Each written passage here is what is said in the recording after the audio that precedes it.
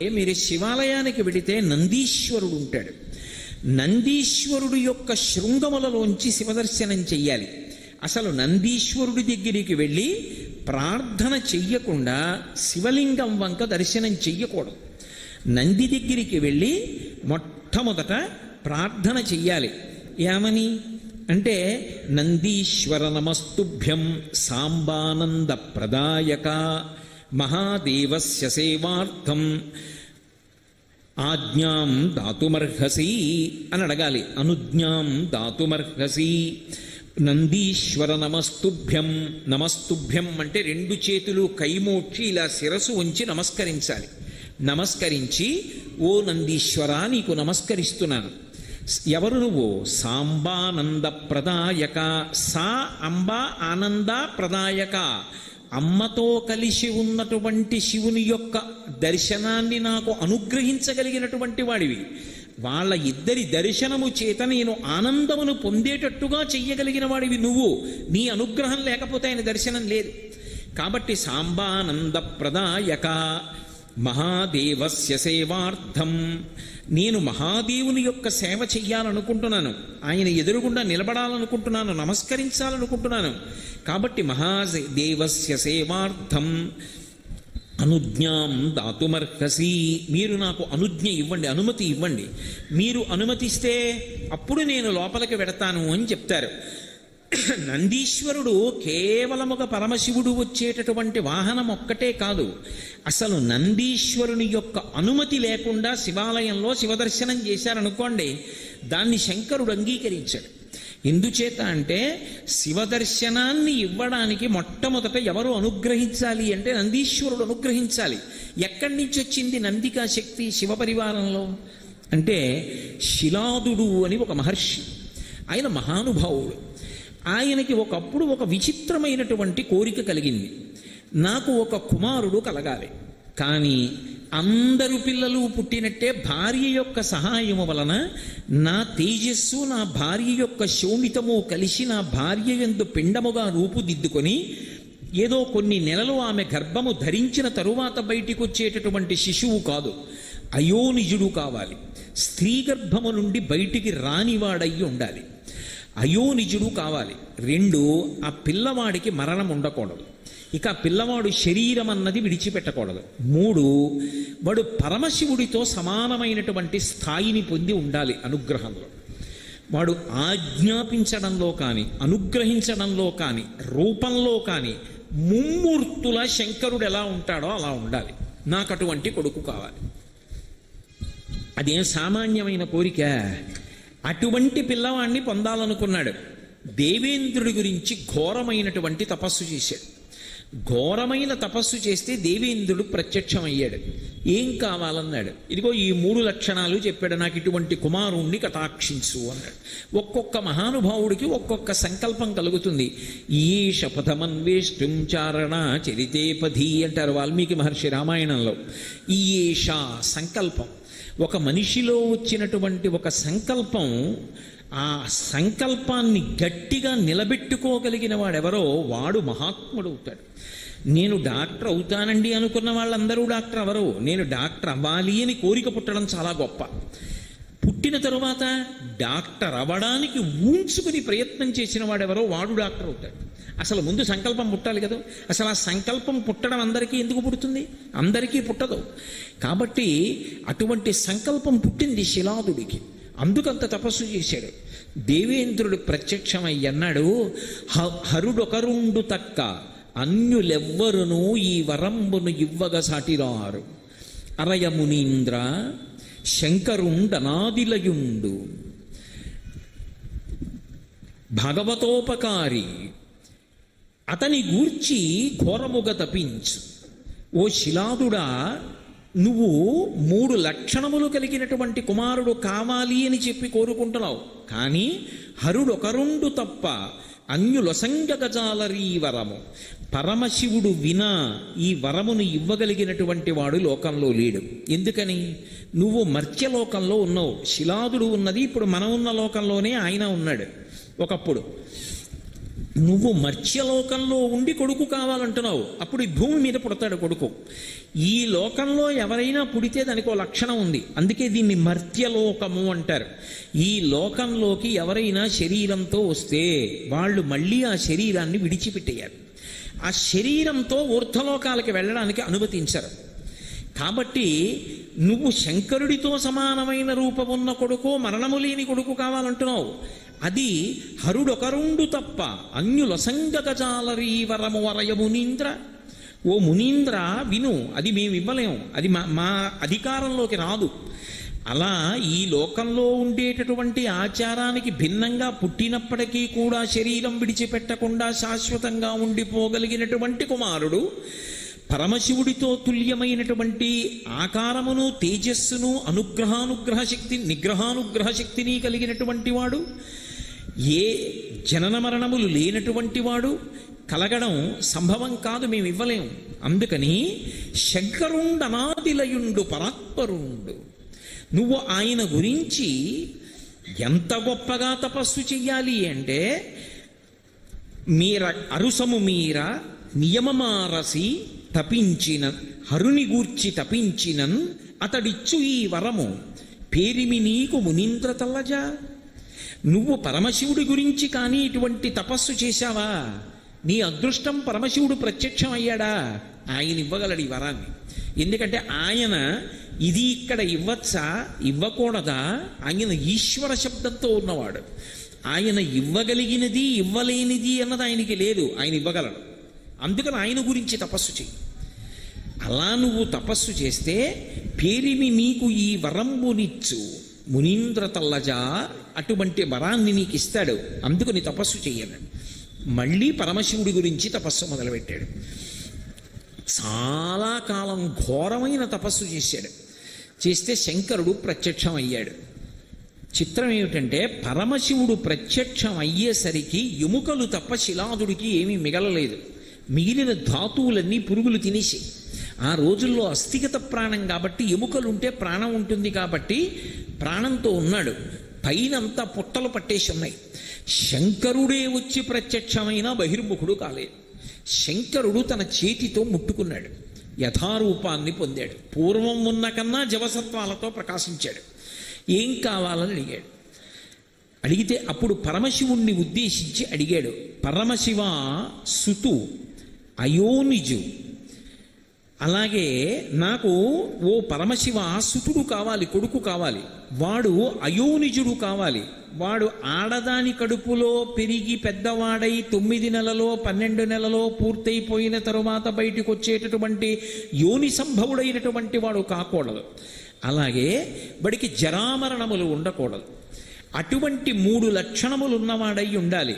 దానికి తోడు నీకు చోకకువానిన్, నీతో సమానమైనటువంటి వాడు అయి ఉండాలి. నిగ్రహానుగ్రహ శక్తిలో నీ అంత తేజస్సు ఉండాలి. చూస్తే ముమ్మూర్తుల నీలాగే ఉండాలి. శివుడెవరో నందెవరో తెలియకూడదు. అలాంటి కొడుకుని ఇవ్వాలి. అలాంటి కొడుకుని నాకు కటాక్షించు. అలాంటి కొడుకుని నాకు ఇస్తే అప్పుడు నేను కృపతో నాకిమ్మో మురిషద, నువ్వు కానీ దయతో నాకు అటువంటి కొడుకునిచ్చావా మురిసిపోతాను. సర్వలోక వంద్యపదాబ్జ, సర్వలోకముల చేత నమస్కరింపబడేటటువంటి పాదపద్మములు కలిగినటువంటి పరమశివ, నువ్వు అనుగ్రహించాలనుకుంటే నాకు అదిగో అటువంటి కుమారుణ్ణి కటాక్షించాలి. ఆయన ఒక్క చిరునవ్వు నవ్వన్నాడు, సుతుడు కావాలి, వాడు నీ కొడుకయ్యి ఉండాలి, అయోనిజుడయ్యి ఉండాలి, జరామరణములు లేనివాడయ్యి ఉండాలి, నాతో సమానుడయ్యి ఉండాలి. ఇటువంటి కొడుకు కావాలి నీకు. లోకంలో ఇలా అడిగిన వాళ్ళు ఉన్నారా ఎవరైనా? భక్తికి ఎంత పరవశించిపోతాడు పరమశివుడు అన్నదానికి పరాకాష్ఠ నందీశ్వర వృత్తాంతం. తథాస్తు. ఇప్పుడు అయోనిజుడు కదా పుట్టాలి, భార్య కడుపులోంచి వచ్చేవాడు కాకూడదు. శిలాదుడు సంతోషించాడు, వెళ్ళిపోయి ఆయన ఒక యజ్ఞాన్ని సంకల్పం చేసి యజ్ఞం చేస్తున్నాడు. ఆ యజ్ఞం చేస్తూ ఉండగా ఆ యజ్ఞకుండంలోంచి అకస్మాత్తుగా అగ్ని 1000 సార్లు దాని కాంతి పెరిగిపోతే ఎలా ఉంటుందో అంత కాంతితో ఒక బాలుడు పైకి లేచాడు. లేచి యజ్ఞకుండంలోంచి బయటికి వచ్చాడు. ఓ శివానుగ్రహంతో నాకు ఈ కుమారుడు కలిగాడన్నాడు, వాడికి ఉపనయనం చేశాడు, వేద విద్య అంతా నేర్పించాడు, పెరిగి పెద్దవాడు అవుతున్నాడు. పరమశివుడు చిన్న పరీక్ష పెట్టాలనుకున్నాడు, మహర్షుల్ని పంపించాడు. ఆ మహర్షులు ఆశ్రమానికి వెళ్ళి అన్నారు, పరమశివుడు చెప్పిన మాట నువ్వు సరిగ్గా వినలేదు. ఈ పిల్లవాడు అల్పాయుర్దాయం, ఎక్కువ కాలం బ్రతకడవు. ఈ పిల్లవాడు ఈ ఆయుర్దాయం అయిపోయింది, ఇంకా కొద్ది రోజులే ఉంటాడన్నాడు. శిలాదుడు ఘోరున ఏడ్చాడు. ఈ పిల్లవాడు అన్నాడు, నాన్నగారు దేనికి ఏడుస్తున్నారు? నిగ్రహానుగ్రహ సమర్థుడు పరమశివుడు, ఆయన ఇవ్వలేనిది లోకంలో లేదు.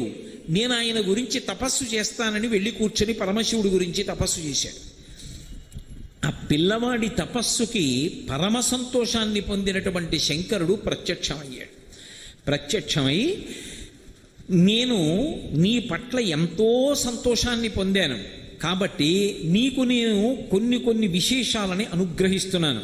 మీ నాన్న నన్ను వరం అడిగాడు, శిలాదుడికి కొడుకుగా ఉండాలన్నాడు, అందుకు నువ్వు శిలాదుని యొక్క కుమారుడు అని పిలవబడతావు. అయోనిజుడు కావాలన్నాడు, యజ్ఞకుండంలోంచి పుట్టావు. నేను మహర్షులతో అలా కబురు చేశాను, కానీ నిజానికి నేను ఆ మాట అనలేదు. నిన్ను అల్పాయుర్దాయంతో ఉండేవాడివి అనలేదు. నీకు జరామరణములు లేవు, నీకు మృత్యు అన్నది రాదు.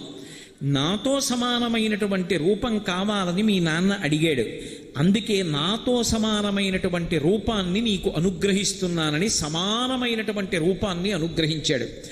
శంకరుడు ఎలా చంద్రరేఖతో ప్రకాశిస్తూ ఉంటాడో అలాగే 3 కన్నులతో చంద్రరేఖతో పరమశివుడితో సమానమైనటువంటి వ్యక్తిగా అపరశంకరుడిగా నందీశ్వరుడు నిలబడ్డాడు. పార్వతీదేవిని పిలిచాడు శంకరుడు. పిలిచి, పార్వతి, ఇతను నీకు పుత్ర సదృశ్యుడు, ఇక పైనుంచి ఇతను కూడా నీకు కుమారుడే. కాబట్టి ఈ నందీశ్వరుణ్ణి నీ కుమారుడితో సమానంగా చూడు. విఘ్నేశ్వరుడికి సుబ్రహ్మణ్యుడికి ఏ స్థానం ఇచ్చావో అదే స్థానాన్ని ఈ నందీశ్వరుడికి కూడా ఇవ్వాలి అని తన జటని ఒకదాన్ని పెరికి ఆ జటలో ఉన్నటువంటి జలాన్ని ఆ పిల్లవాడి మీద పిండాడు. పిండినప్పుడు ఆయన జటలోంచి వెంటనే ఒక నది పుట్టింది. ఆ జట పిండినప్పుడు ఆ పిల్లవాడి మీద పడి ఆ పిల్లవాడి శరీరం అంతా తడిసి ఆ నది ప్రవహించింది. దానికే జటోదక అని పేరు. పార్వతీదేవిని పిలిచి, ఈ పిల్లవాడు నీకు కుమారుడు అన్నాడు. అనేటప్పటికి ఆవిడ ఎంతో సంతోషాన్ని పొంది ఈ చేతిని ఇలా పెట్టింది ఆ పిల్లవాడి తల మీద పెట్టి ఒక్కసారి కన్నులు మూసుకుని సంకల్పం చేసింది. చేసేటప్పటికి శంఖం ఎంత తెల్లగా ఉంటుందో అంత తెల్లటి రంగులో ఉన్నటువంటి పాలు ఆమె చేతుల నుంచి 3 ధారల కింద పడ్డాయి. పడి ఆ పిల్లవాడి శరీరం అంతా అందులోంచి తడిసి కిందకి ప్రవహించింది. దాన్ని అలా ప్రవహించి పార్వతీదేవి చేతి నుంచి 3 ధారలుగా పడి ప్రవహించినటువంటి ఆ ధార ఏదైతే ఉందో అది ఒక నదీ రూపాన్ని పొందింది. దాన్ని త్రిస్రోప అని పిలిచారు.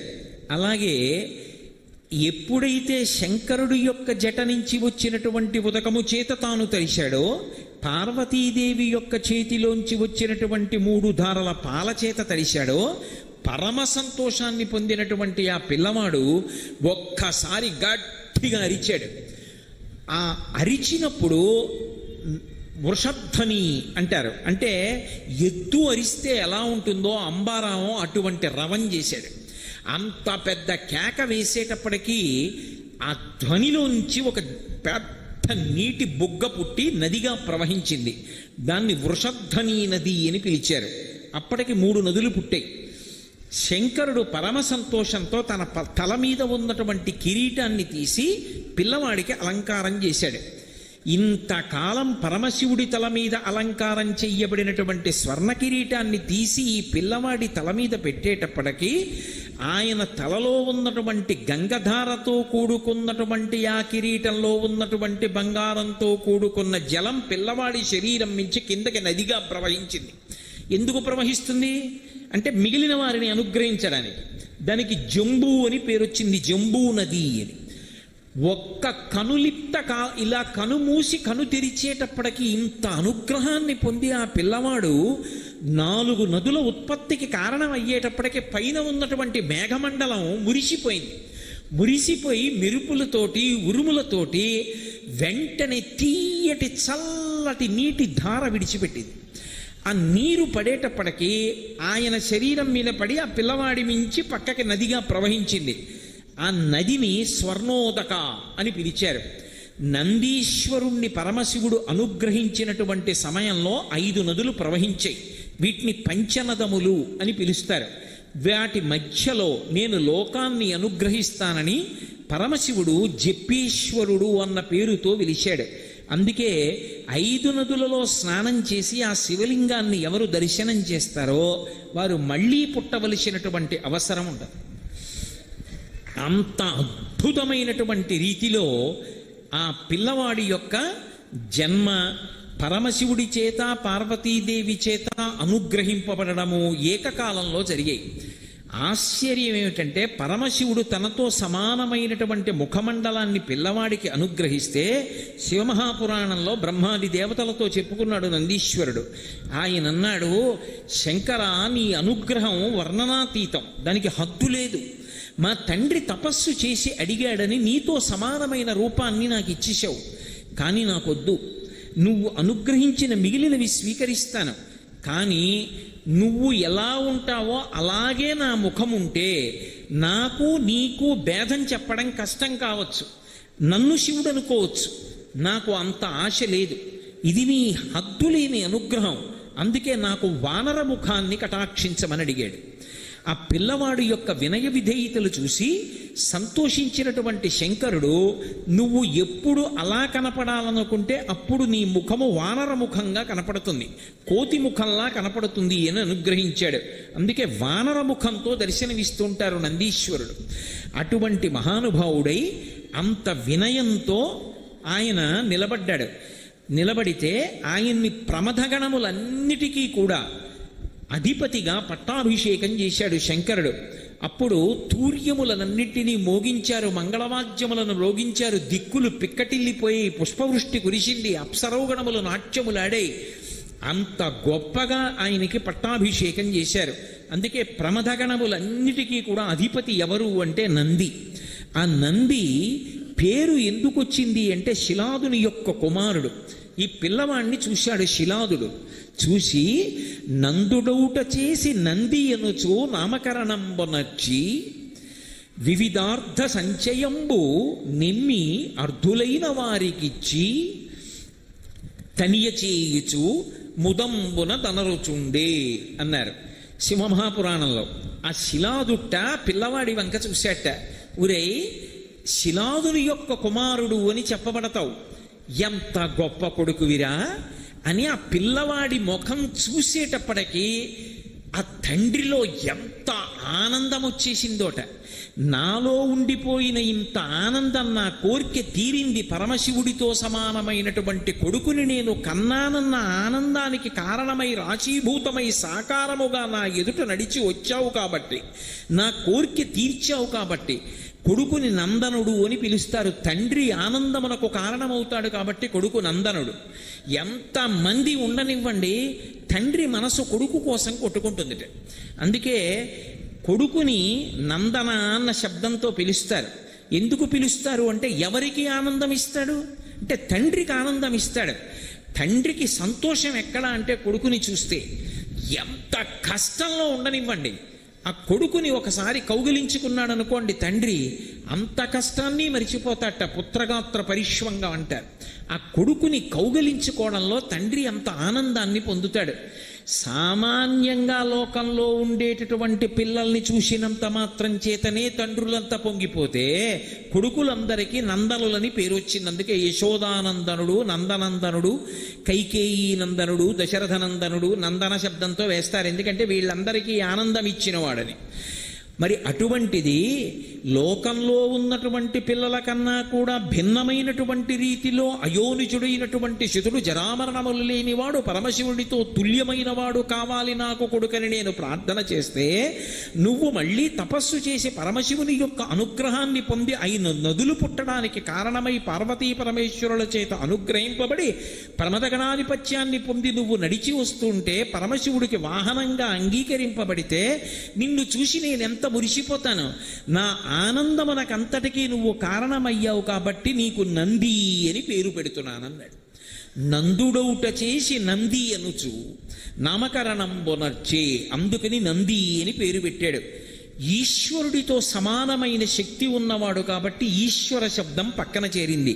నందీశ్వరుడు అని పిలుస్తారు. ఈశ్వర శబ్దం మిగిలిన వాళ్ళకి అన్వయం కాదు. మీరు అందుకే చూడండి, తెలియక కొంతమంది శనీశ్వరుడు అంటూ ఉంటారు. శనీశ్వర అన్న మాట లేదు. గ్రహములలో ఏ గ్రహమునకు కూడా ఈశ్వరత్వం లేదు. గ్రహములు ఫలితాల్ని ఇచ్చేటప్పుడు భగవంతుని యొక్క శాసనాన్ని బట్టి అనుగ్రహిస్తాయి. భగవంతుడు కూడా ఓ గ్రహాన్ని నువ్వు ఇలా ఫలితం ఇవ్వవద్దు అంటే గ్రహం ఊరుకోవాలంతే. శనీశ్వరుడు అన్న మాట లేదు. శనైశ్చరుడు, శనైహి చరహ. ఆయన మెల్లమెల్లగా నడుస్తాడు. అందుకే జాతకంలోకి వస్తే ఎక్కువ కాలం నడుస్తాడు. అందుకని శనైశ్చరుడు, శనీశ్వరుడు లేదు. కానీ నందీశ్వరుడు, ఎందుకంటే ఈశ్వరుడితో తుల్యమైన వాడు కాబట్టి నందీశ్వర అని పేరు వచ్చింది.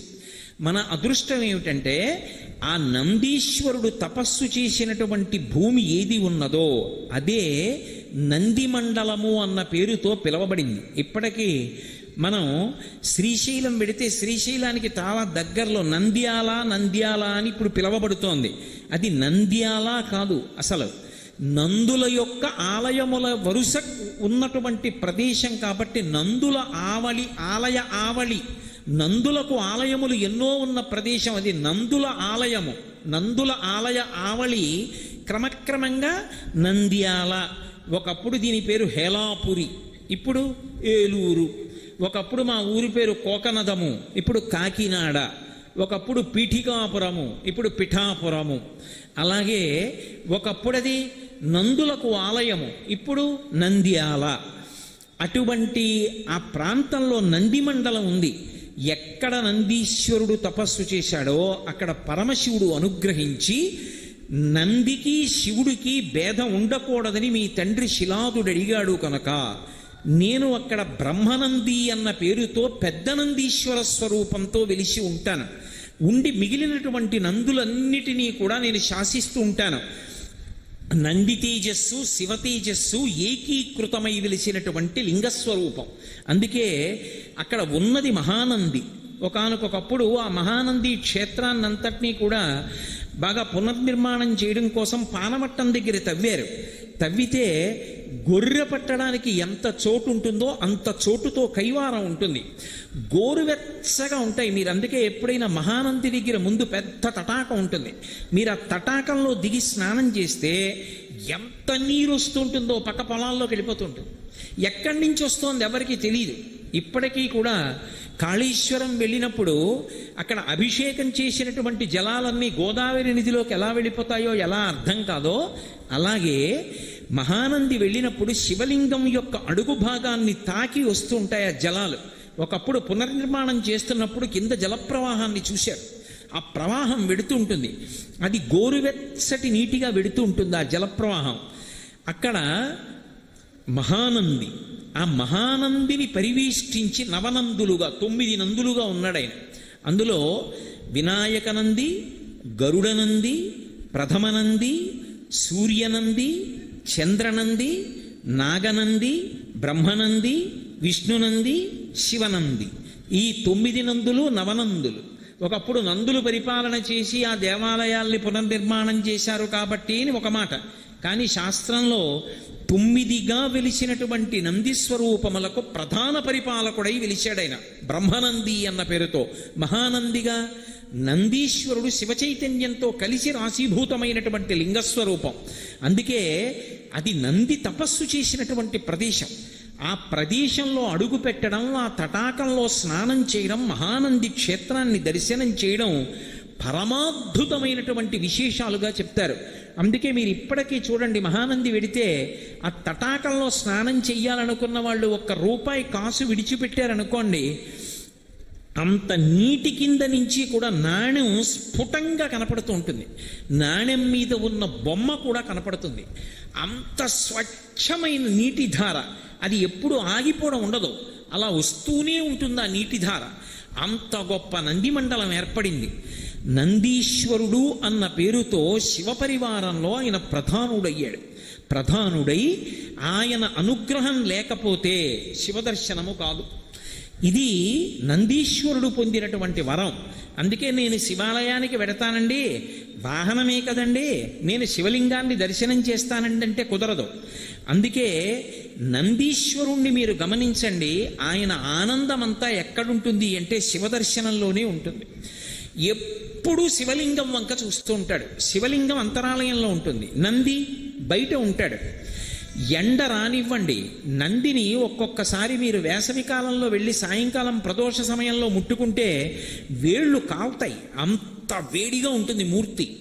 కానీ ఇంత వేడిగా ఉందని ఆయన తల కదపడదు. పెద్ద వాన పడనివ్వండి, కదపడు. భక్తి ఎక్కువైపోయి కార్తీక మాసంలో నంది తోక కింద దీపం పెట్టనివ్వండి, ఆయన కదలడు. ఆయన ఎప్పుడూ పరమశివుణ్ణే చూస్తుంటాడు, శివుని వైపు దృష్టి పెడతాడు, ప్రపంచానికి పృష్ఠభాగం ఇస్తాడు. ప్రపంచంతో సంబంధం లేదు, ఆయనకి ఎప్పుడూ శివదర్శనమే. ఆ శివదర్శనంలో పొంగులు వారిపోతూ ఉంటాడు. అంతటి అద్భుతమూర్తి కనుకనే శైవాగమంలో ఒక విశేషం ఉంది. త్రయోదశి తిథి పరమశివుడి పరంగా చాలా అద్భుతమైనటువంటి తిథి. త్రయోదశి నాడు శివలింగానికి చేసేటటువంటి అభిషేకం ఎంత గొప్పగా చేస్తారో, ఉభయపక్షములలోనూ త్రయోదశి తిథి నాడు నందీశ్వరుడికి కూడా అంత గొప్పగానూ అభిషేకం చేస్తారు.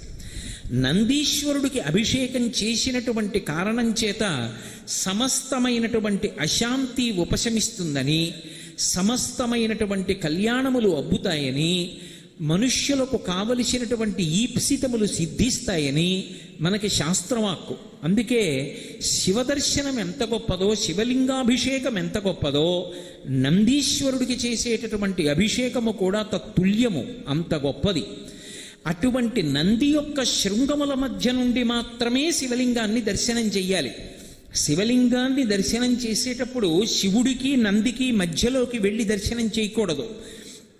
అలా ఎవరైనా విడితే అది గొప్ప దోషం కింద స్వీకరిస్తారు. అలాగే నిర్మాల్యం తీసుకొచ్చి శివుడి మీద ఉన్న పువ్వులు చేతికిస్తే నంది దగ్గర పెట్టేస్తుంటారు. అలా పెట్టడం ఎట్టి పరిస్థితుల్లోనూ అంగీకరింపబడదు. నందీశ్వరుడి దగ్గర నిర్మాల్యాన్ని విడిచిపెట్టకూడదు.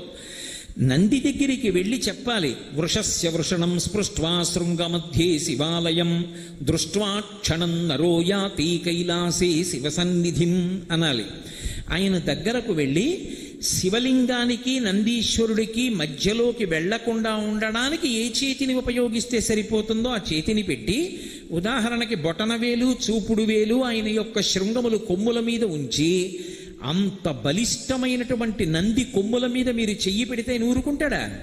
కానీ ఆ రెండిటి మీద బొటనవేలు చూపుడు వేలు ఉంచి ఎడమ చేతితో ఆయన యొక్క ఆ వృషణములను, అవయవాన్ని ఒక్కసారి ఇలా పట్టుకోవాలి, ఒక్కసారి పట్టుకుని వదిలేయాలి. ఆ వృషణములను ఇలా పట్టుకునేటప్పటికీ ఆయన ఊపిరి అని ఆగుతుంది. ఆయన ఊపిరిలో, ఆయన వదిలిపెట్టిన ఊపిరి, పీల్చిన ఊపిరిలో పరమశివుడు పార్వతీదేవితో కలిసి ఊయలలు ఊగుతూ ఉంటాడు. ఎప్పుడైతే ఆయన ఊపిరిని ఒక్కసారి ఆపాడో ఎదురుగుండా ఉన్నటువంటి శివుడు ఊయల ఆగి కైలాస పర్వతం మీద కూర్చున్నటువంటి పార్వతీ పరమేశ్వరుల దర్శనము చేసినటువంటి వాడు అని దర్శనం చేసినటువంటి భక్తుడి ఖాతాలో వేస్తాడు. అది ఒక్క నందీశ్వరుడి యొక్క శృంగముల మధ్య నుంచి దర్శనం చేయడం వల్ల మాత్రమే సాధ్యం. అలా కాకుండా అతిక్రమించి నందికి నమస్కారం చెయ్యకుండా వెళ్ళి నమస్కరించాడు అనుకోండి, దాని వలన దోషం వస్తుంది. అందుకే ముందు నందిని ప్రార్థన చేసి తరువాత ఆయన శృంగముల మధ్యలోంచి చూడాలి. ప్రదోషవేళ దాటిపోయి కవచం పెట్టేస్తే, అంటే శివలింగం కనపడకుండా శివుని యొక్క మూర్తి ఏ ఇత్తడిదో రాగిదో వెండిదో బంగారందో తొడిగేస్తారు. అలా తొడిగేస్తే నంది శృంగముల మధ్యలోంచి చూడక్కర్లేదు. లింగాన్ని చూస్తే మాత్రం నంది యొక్క శృంగముల మధ్యలోంచి మాత్రమే చూడాలి. అది పరమశివుడు నందీశ్వరుడికి ఇచ్చినటువంటి వరం.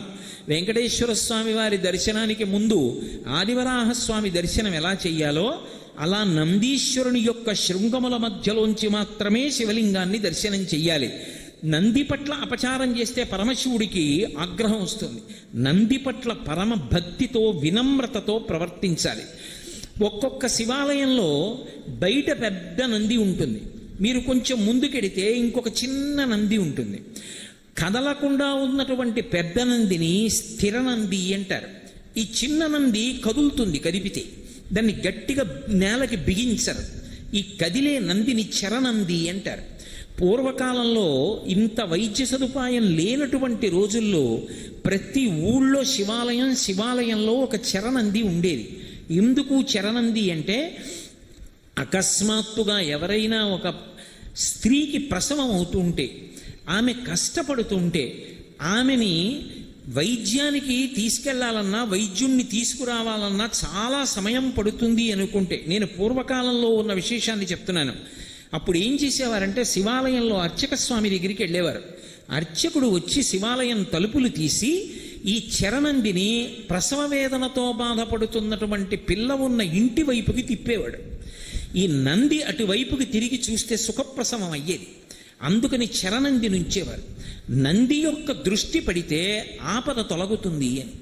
అందుకని స్థిరనంది చరనంది అని రెండు నందులు శివాలయంలో ఉండేటటువంటి సంప్రదాయం పూర్వకాలంలో ఉండేది. ఇప్పటికీ మీరు కొన్ని ప్రాచీనమైన శివాలయాలకు వెడితే శివనంది చరనంది అని రెండు నందులు కనబడుతూ ఉంటాయి.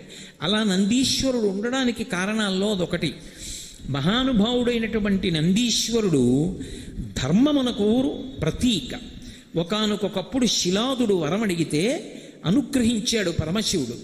అనుగ్రహించి ఎవరు పిల్లవాడిగా వెళ్ళాలి, యజ్ఞకుండంలోంచి పిల్లవాడిగా పైకి వెళ్ళవలసిన వాడెవరు అంటే ధర్ముణ్ణి పిలిచాడు. ధర్మమే ఒక ఆకృతిని పొందితే ధర్ముడు అని పిలుస్తారు.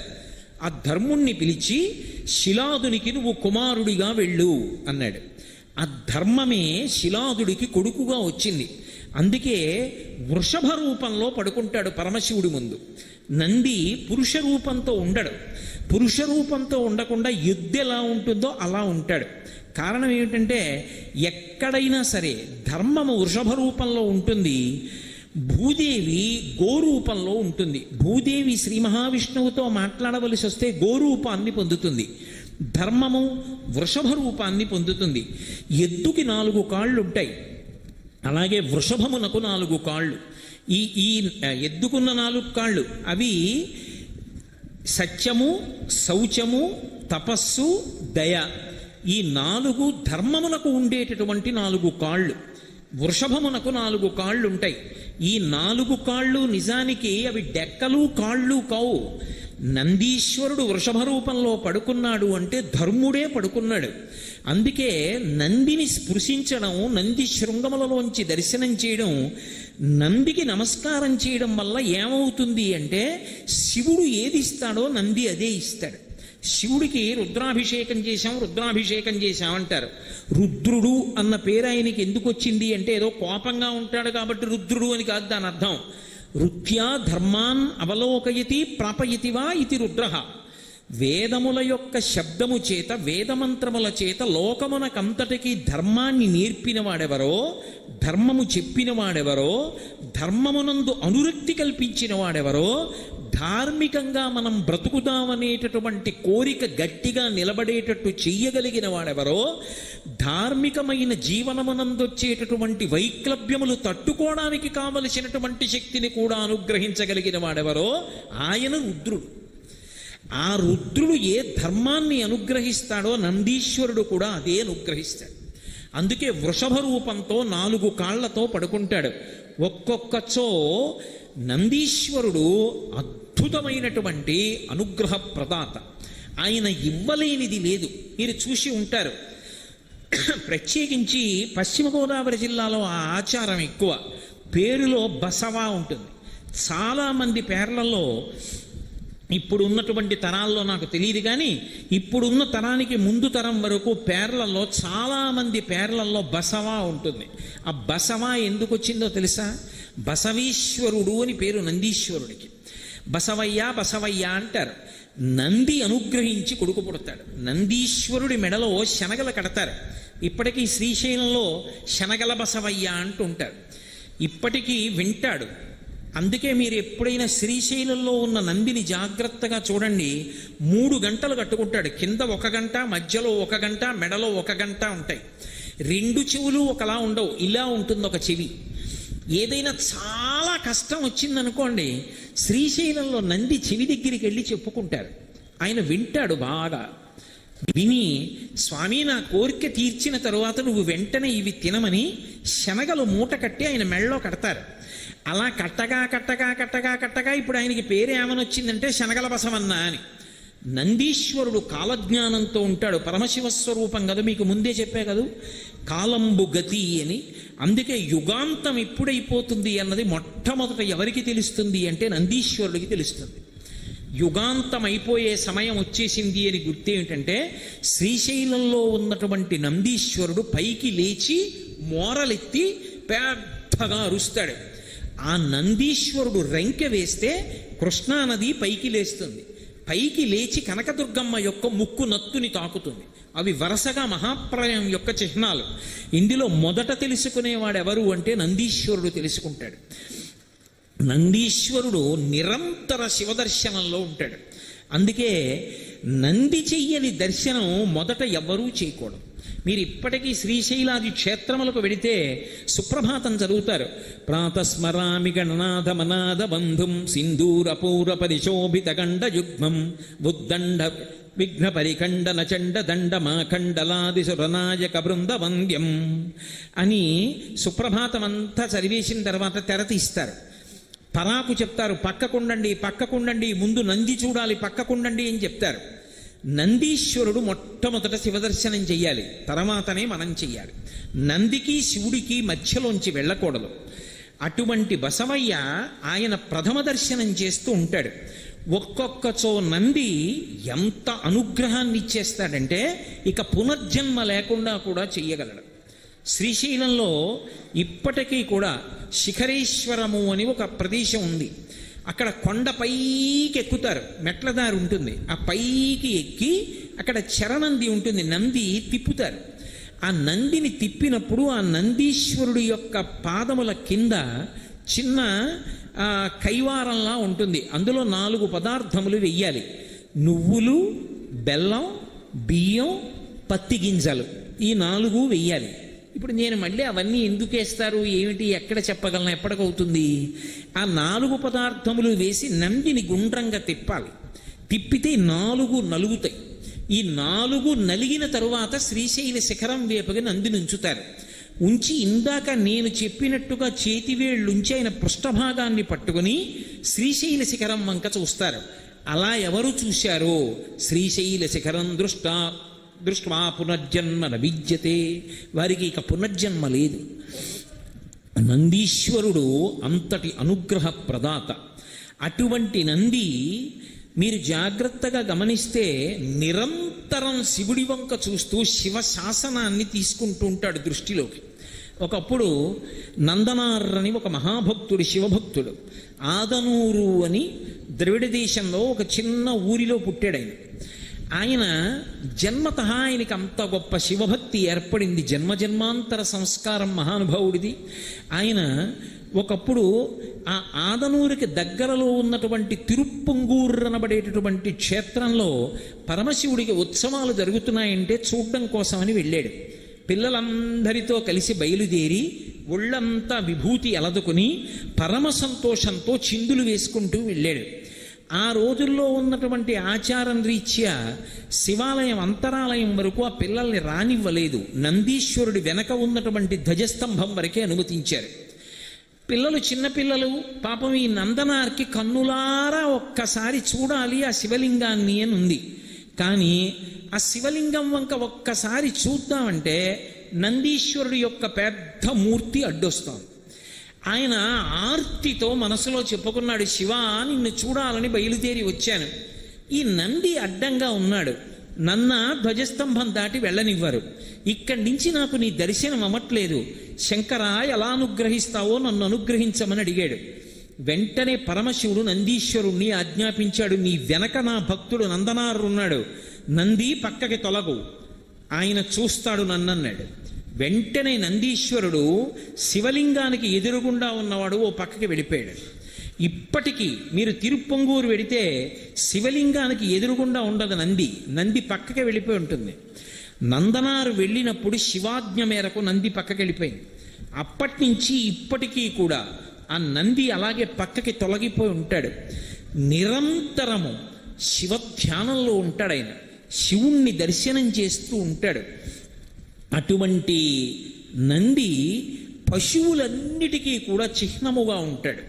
పశువు అంటే ఏదో నేను దూడల గురించి గేదెల గురించి మాట్లాడుతున్నానని మీరు అనుకోకండి. నేను మిమ్మల్ని ఒక్కరినే అంటలేదు. పశువులలో కల్లా మొదటి పశువు ఎవరంటే నేనే. నా మీద పెట్టుకుంటే మీకు మిమ్మల్ని అన్నాను అన్న క్లేశం కలగకూడదని ముందు నా మీద పెట్టుకుంటున్నాను. లోకంలో అన్నీ పశువులే మనతో కలిపి. ఎందుచేత అంటే పశువు అన్న మాటకు అర్థం ఏమిటంటే పాశము చేత కట్టబడినది. మెడలో తాడు ఉండి తాడుతో కట్టబడితే పశువు అంటారు. పశువు, పాశము, కట్టుటకు స్థానము, ఈ మూడు ఉంటాయి. ఒక ఎద్దుందనుకోండి, దాని మెడలో తాడు, ఆ తాడు రెండో కొస ఏదో కర్రకో దేనికో కడతారు, ఒకవైపు మెడకి కడతారు. కట్టబడడానికి పశువు ఉంటుంది. అలాగే మనకి కూడా గత జన్మలలో చేసుకున్నటువంటి కర్మపాశములు ఉంటాయి. వాటిని అనుసరించి మనం సుఖదుఖములను పొందుతుంటాం.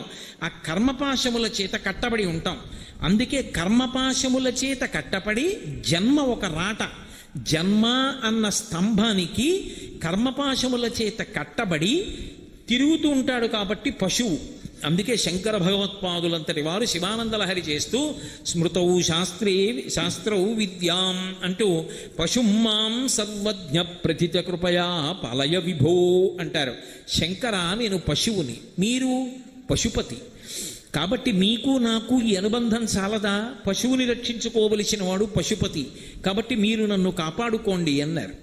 అలా లోకములో ఉన్నటువంటి వాళ్ళందరూ పశువులైతే తరించాడు అనడానికి గుర్తు ఆ పాశం పోవాలి మెడలోది. కర్మపాశములు తెగిపోవాలి. ఈ కర్మపాశములు ఎప్పుడు తెగిపోతాయి?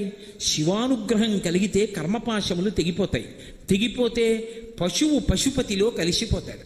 అందుకే ప్రతి వారిలో కూడా నేను నేను అని ఒక జీవలక్షణం ఉంటుంది.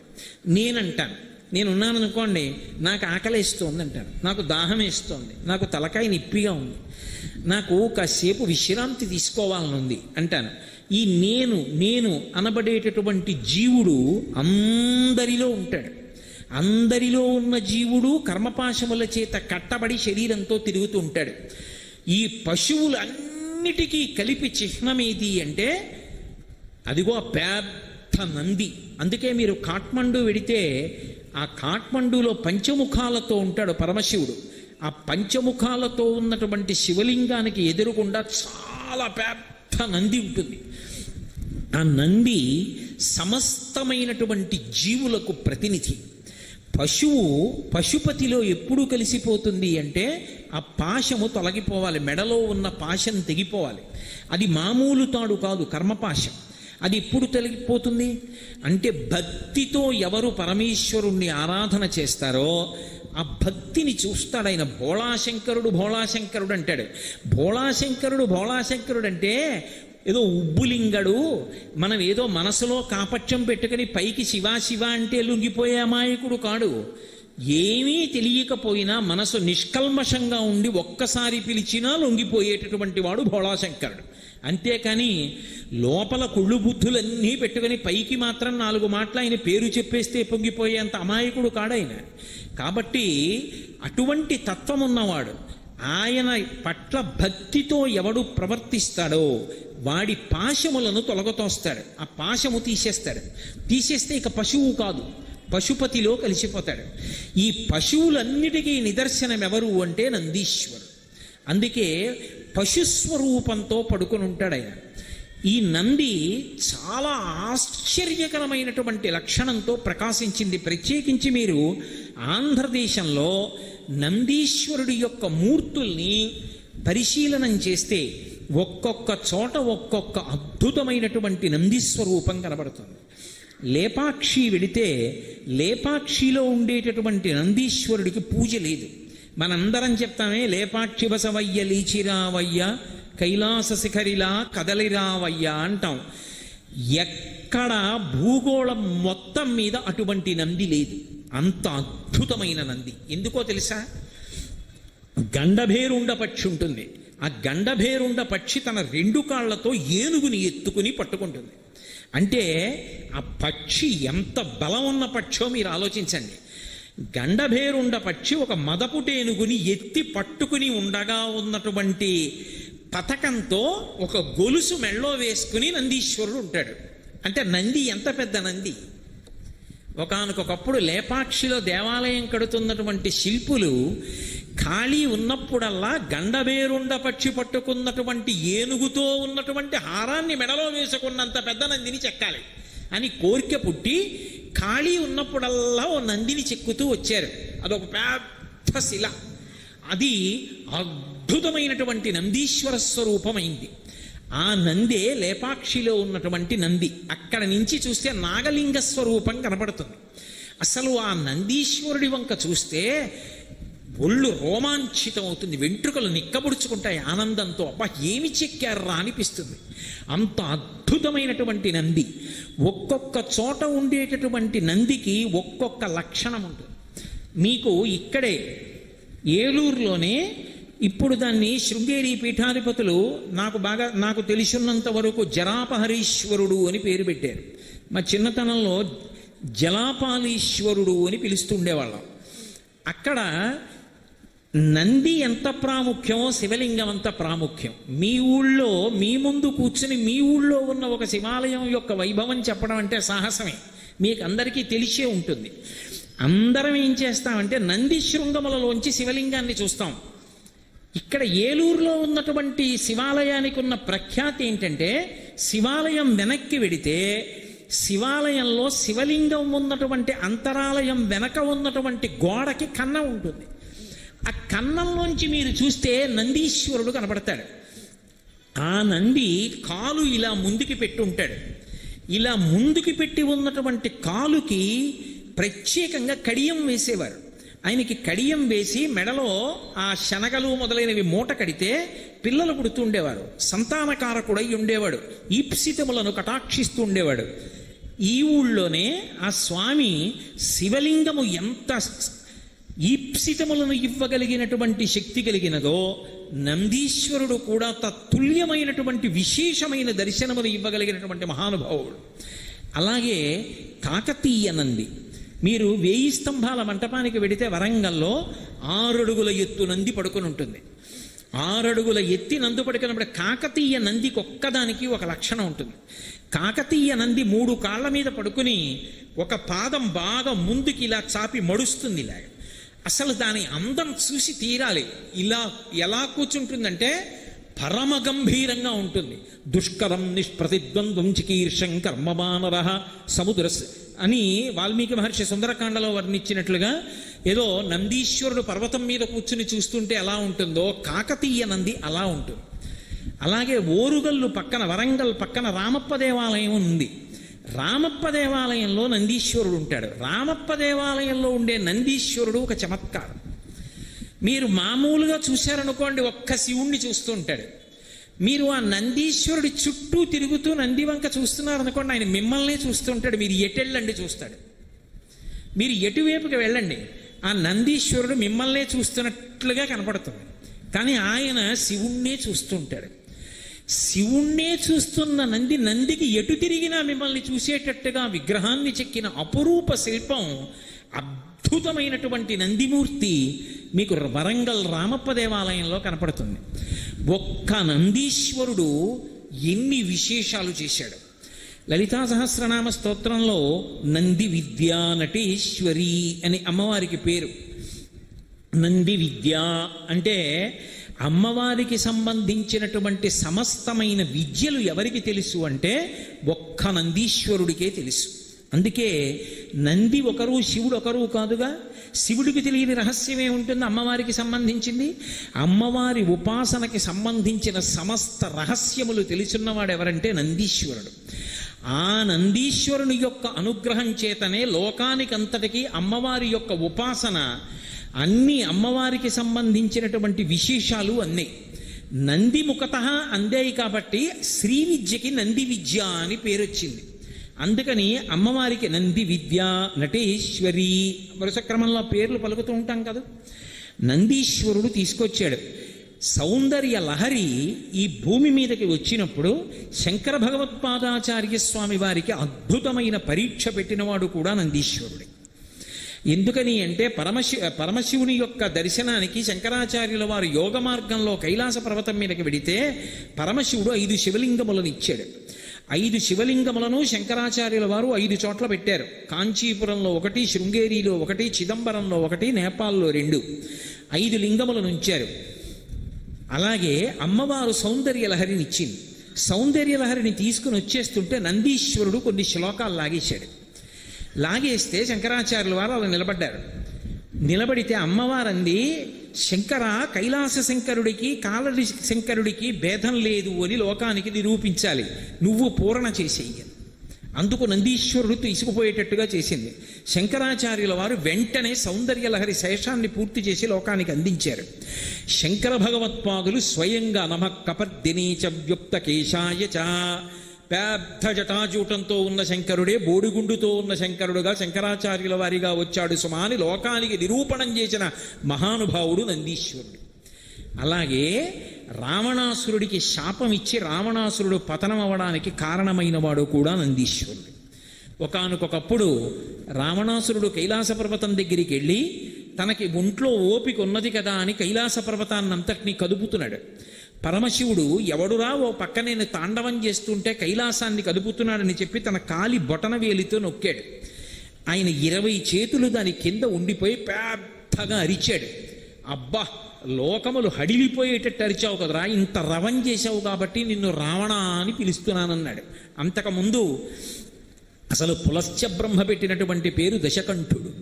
కానీ కైలాస పర్వత శిఖరం కింద పెట్టి పరమశివుడు ఆయన 20 చేతుల్ని నొక్కేసినప్పుడు పెట్టినటువంటి పెద్ద పెద్ద బొబ్బల వలన రావణ అని పిలిస్తే రావణ అన్న పేరు లోకంలో ప్రఖ్యాతి వహించింది. ఆ రావణుడు ఒకప్పుడు శివదర్శనానికి వెళ్ళాడు. విడితే నందీశ్వరుడు కావలిగా ఉన్నాడు. ఇప్పుడు ఏకాంతంలో ఉన్నారు, లోపలికి వెళ్ళి దర్శనం చేయడానికి వీలు లేదన్నాడు. అంటే కోతి ముఖంతో కనపడుతూ ఉంటాడు. పరమశివుడిచ్చిన వరం అని మీకు నేను మనవి చేశాను కదా, శివమహాపురాణంలో నందీశ్వరుడే చెప్పాడు బ్రహ్మాది దేవతలతో ఈ విషయం. కోతి ముఖంతో కనిపించాడు ఆ రావణాసురుడికి. ఆయన నందీశ్వరుణ్ణి అధిక్షేపించి, కోతి ముఖంతో ఉన్నవాడా, వానర ముఖం ఉన్నవాడా, నువ్వు నన్ను అడ్డగించగలిగిన వాడివా అన్నాడు. అప్పుడు నందీశ్వరుడు శాపం ఇచ్చాడు, కోతి ముఖాన్ని తక్కువ చేసి మాట్లాడావు కాబట్టి కోతులే వచ్చి లంకని సర్వనాశనం చేస్తాయి అన్నాడు. అందుకే వానరముల చేత లంక నశించి. అందుకే హనుమ రామాయణంలో సుందరకాండలో రావణాసురుడి ఎదురుగుండా కనపడగానే సింహాసనం మీద కూర్చుని ఉన్నటువంటి రావణాసురుడు, తన కాంచన లంకలో తానున్న రావణాసురుడు, తన చతురంగ బలాల మధ్యలో తానున్న రావణాసురుడు, ఇంతమంది మహావీరుల చేత రక్షింపబడుతున్న రావణాసురుడు హనుమ వంక చూశారు. చూడగానే వచ్చిన మొదటి ఆలోచన ఏమిటో తెలుసా? శంకాహృతాత్మా దధ్యౌసా కపీంద్రం తేజసావృతం కిమీష భగవాన్నం దీభవే సాక్షాత్ విహాగతః ఏన శప్తోస్మి కైలాసే మయా సంచలితే పురా అన్నాడు. శంకాహృతాత్మా దధ్యౌసా కపీంద్రం తేజసావృతం. ఆ హనుమ యొక్క తేజస్సు చూశాడు. ఈయన సామాన్యమైన వానరమా కాదు, నందీశ్వరుడే బహుశః ఈ వానర రూపంలో వచ్చాడు. పరమశివుడికి తప్ప ఇంత తేజస్సు ఎవరికీ ఉండదు. కిమేష భగవాన్ నంది భవే సాక్షాద్ధిహాగతః. భగవాన్ నంది అన్నాడు. అందుకే భగవానుడైనటువంటి నందీశ్వరుడే ఈ వానర రూపంలో వచ్చాడు. కాబట్టి ఆ వచ్చినటువంటి నందీశ్వరుడే నా కుమారుడు అక్షకుమారుణ్ణి కూడా సంహరించాడు అని చూడగానే భయపడ్డాడు. అంటే అసలు భయం అనేటటువంటి మాట తెలియనటువంటి రావణాసురుడు కూడా హనుమని చూసినప్పుడు మొట్టమొదట ఎవరనుకుని తడబడి భయపడ్డాడు అంటే నందీశ్వరుడు అనుకునే భయపడ్డాడు. పైగా రావణాసురుని పతనమునకు వానరులు సృజింపబడి బ్రహ్మగారి వలన ఇతర దేవతల వలన లంకాపట్టణం మీదకి వెళ్ళి లంక నాశనం అవ్వడానికి కారణం ఎక్కడి నుంచి ఉత్పన్నమైంది అంటే నందీశ్వరుని యొక్క శాపంలోంచి ఉత్పన్నమైంది. మహానుభావుడైనటువంటి నందీశ్వరుడు అనేక విధాలుగా అనుగ్రహ ప్రదాత. ఇప్పటికీ లోకంలో నందీశ్వరుడి పేరు మీదుగా వ్రతాలున్నాయి, నందీశ్వరుడి పేరు మీదుగా నోములున్నాయి, నందీశ్వరుడి పేరు మీదుగా మొట్టమొదట చేసేటటువంటి గౌరవనీయమైనటువంటి భోజనాలు ఉన్నాయి. అందుకే ఆ నంది అనేటటువంటి మాట ఆనందమునకు పర్యాయ పదం. అంతటి మహాపురుషుడైనటువంటి నందిని స్మరించినంత మాత్రం చేత ఒక్కసారి ఆయన్ని తలుచుకుంటే చాలు సమస్త భయములు తొలగిపోతాయి. అంత అద్భుతమైనటువంటి గాంభీర్యమూర్తి, కారణజన్ముడు, పార్వతీ పరమేశ్వరుల ఇద్దరి యొక్క అపారమైనటువంటి అనుగ్రహానికి నోచుకున్నటువంటి వాడు, ప్రమథగణములన్నిటికీ కూడా అధిపతిగా పట్టాభిషేకం పొందినవాడు, ఆయన యొక్క అనుమతి లేకుండా శివదర్శనం చేయడం కూడా సాధ్యం కాదు అన్న విషయం వరంగా పొందినటువంటి వాడు, ఆయన యొక్క ఉచ్ఛ్వాస నిశ్వాసలనబడేటటువంటి ఊపిరులలో పార్వతీ పరమేశ్వరులు నిరంతరము సయ్యాటలాడుతూ ఉంటారు. అంత అద్భుతమైనటువంటి రూపాన్ని పొందినటువంటి నందీశ్వరుడి యొక్క పేరు స్మరించినంత మాత్రం చేత లోకం చల్లబడుతుంది. దానికి ప్రమాణం ఒకటే. ఇవాళ నేను శివపరివారంలో మొట్టమొదట నంది గురించి చెప్దామని సంకల్పం చేసి రాగానే ఏలూరులో వర్షం పడి చల్లబడిపోయాడు. నందీశ్వరుడు మహానుగ్రహమూర్తి అనడానికి ఇంకేం కావాలి? తత్వతః నందీశ్వరుడు జీవుడికి ప్రతినిధి. జీవుడికి బ్రహ్మానికి అభేదం. మాయ ఎంతకాలం ఉంటుందో, అవిద్య ఎంతకాలం ఉంటుందో అంతకాలం జీవబ్రహ్మల మధ్య భేదం కనపడుతుంది. అందుకే నందికి శివుడికి మధ్యలోంచి నడవడాన్ని కూడా శాస్త్రం అంగీకరించలేదు. ఒక్క శివాలయంలో అర్చకుడు వినా ఎవ్వరూ కూడా నందీశ్వరుడికి శివలింగానికి మధ్యలోంచి నడవడం కానీ వెళ్ళడం కానీ ఎప్పుడు చెయ్యకూడదు. అలా కానీ వెళ్ళాడా వాడు అనుగ్రహం మాట దేవుడెరుగు, శివుడి యొక్క ఆగ్రహానికి పాత్రుడవుతాడు. అందుకే నందీశ్వరుడు అంటే అంత గొప్ప వైభవాన్ని, అంత గొప్ప వరాన్ని పొందినటువంటి మహానుభావుడు.